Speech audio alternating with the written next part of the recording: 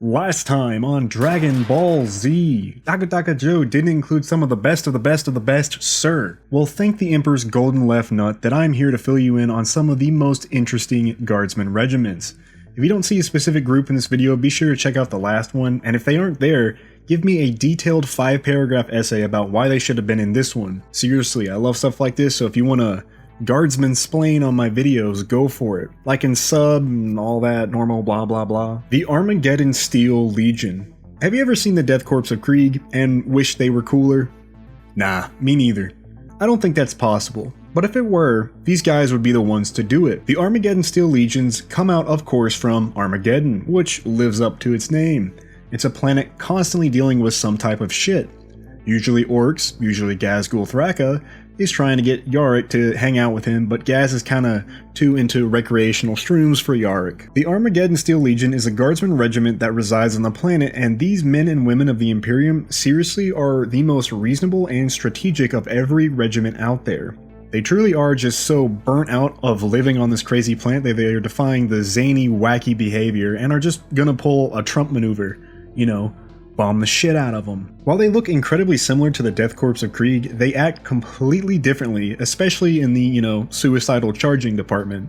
Instead, they opt to either pick off as many targets as they can with long-range artillery and tank battalions, or if they do decide to do some Call of Duty on some greenskins, they usually are transported by the Chimera. The Chimera is an armored personal carrier, which is perfect for delivering guardsmen in relative safety. I mean, it's definitely better than charging in on, space horses. These vehicles themselves pack quite a punch, usually having a heavy bolter or heavy flamer mounted to the top. Somehow, the Steel Legion has made massive wide-scale use of many of these machines, which is probably due to the fact that the Mechanicus thinks they're dope as hell. The Steel Legion also is probably the most well-equipped regiment in the Imperium, which is very contrary to, the Mordant Acid Dogs, who have to, scavenge the battlefield. These guys have reportedly spanked the Green Tide back on 3 different occasions, which probably doesn't help their case, as Armageddon is the best vacation spot according to most orc boys.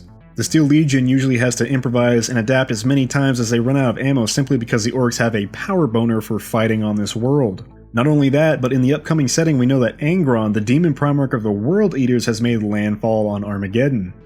So if we get to see some Guardsman lore, I'll be sure to make a video about that, considering the fact that the Steel Legion is ready to nuke Angron so hard that the Butcher's nails might stop singing permanently. Not only does the Steel Legion consistently get results on the battlefield, but they also have employed probably the greatest weapon in the Imperium, Commissar fucking Yarick. Everyone knows Yarick. Unfortunately, in the current setting that probably doesn't matter, as with the setting moving forward, Commissar Yarick has finally met his fate according to some speculation.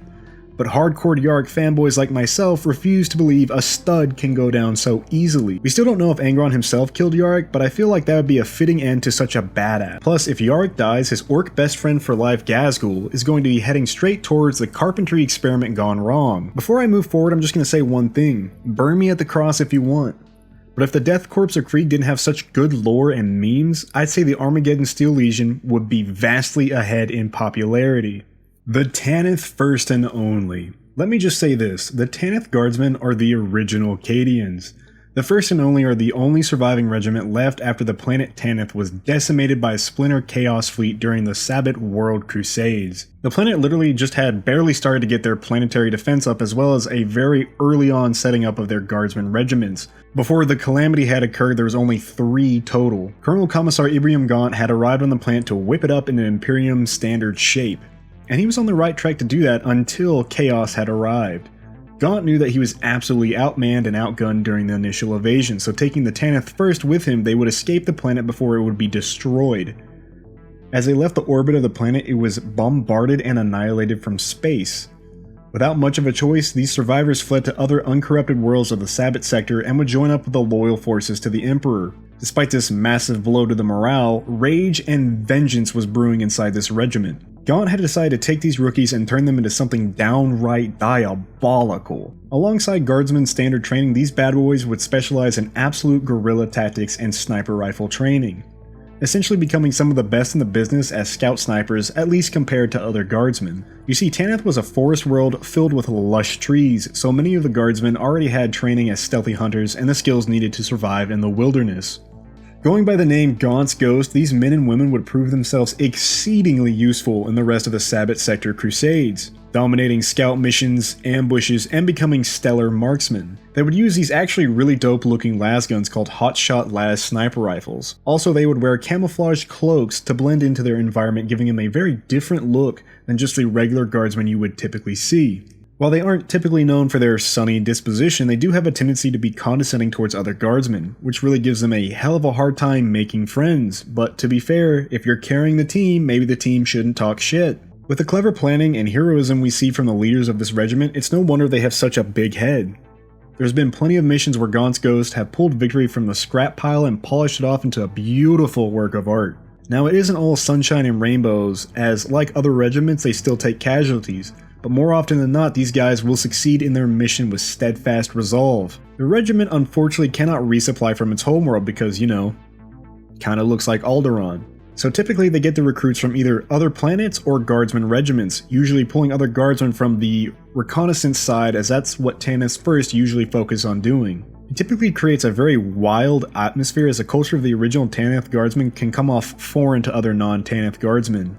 So after a few battles, they usually become acclimated to what is to be expected of Gaunt's Ghost. The TANITH first and only makes this list because their story is so downright interesting and inspiring, facing the loss of their world head-on and repaying the heretics back tenfold in the many battles to come. MACCABIAN Janissaries. Inquisitor Davis, this is one for you, my guy. I'll be honest, this is one of the few guardsman regiments I really didn't know about, and honestly there isn't a lot of information on these guys outside of the rulebook. The MACCABIAN Janissaries are best summed up as mini Black Templars. They hail from Maccabeus Quintus and are the elite of that world. These guys aren't your standard guardsmen, instead they are like pilgrimage monks, relying on their superior marksmanship and legitimately superior armor. They link shoulders with their battle brothers and sisters and charge into the fray. I mean seriously, look at this. This uniform reminds me of the death mask of Sanguinius, just, you know, not as golden. Obviously taking inspiration from our real-world history's Janissaries, these guys love their ranged combat and explosions, dealing death with burst of last fire and singing the high praises of the holy god emperor of mankind. They excel at fighting heretics, as probably constantly dick-riding the emperor is hella annoying to chaos forces. Despite there not being very much information, I would definitely love to see these guys popping off in the thick of combat. Like, imagine a line of them slowly walking to the traitor line, chanting and firing upon the heretics with joy. The HARAKONI WARHAWKS. Are you looking for army rangers in Warhammer 40k? Look no further, fool. The HARAKONI WARHAWKS lead the way. These guys are downright fearless. This regiment specializes in heavy weaponry and airborne assault, using plasma guns and heavy bolters to absolutely shred entrenched enemies and bases, landing far behind enemy lines in order to create openings for supporting guard regiments, Tempest Scions, and even Space Marines. As a matter of fact, they are regularly seen supporting Space Marines, which is kind of interesting considering most of the time guardsmen aren't too noticeable in the books, or usually they just focus on like one person. They usually are seen in tan carapace armor and use folding lasguns to make landfall near target locations. The Warhawks make use of grav chutes, which is basically just like a piece of airborne assault equipment that allows them to free fall from any height. Probably isn't, you know, a 3-point superhero landing like Captain Titus, but still something you don't normally hear from guardsmen. And like I said before, these guys are everywhere. Mentioned in plenty of battles, they are seen on many different worlds. However, despite all this badassery, they seem to have a really rough time in the setting. Most of the time, regiments are absolutely destroyed during their drop assaults. However, they have an even bigger transgression. On the world of Aurelia, these men and women were stationed here for over 10 years. When the Third Aurelian Crusade began, many of these once loyal regiment have been converted to chaos and have begun to worship a great unclean one of Nurgle called Ulkar. Any of this sounding familiar? It should. It's from Dawn of War 2 Chaos Rising. So some of these guardsmen you're absolutely ass-blasting as a Blood Ravens are actually traitor Warhawks. Not all of them turn traitor, however, and the loyal forces diligently hunt down their traitor brothers and sisters. There's just a, little cool piece of trivia. I actually didn't know that either, so pretty sweet, honestly. And that's all I got for this one. I don't know if I'll do another part to the series, so if you don't see a regiment you like in the first video, please explain them in the comments below. It's not a meme. It's not a honey, baha, got your foreskin joke. Just type some of your favorite smackers. As always, thanks for watching.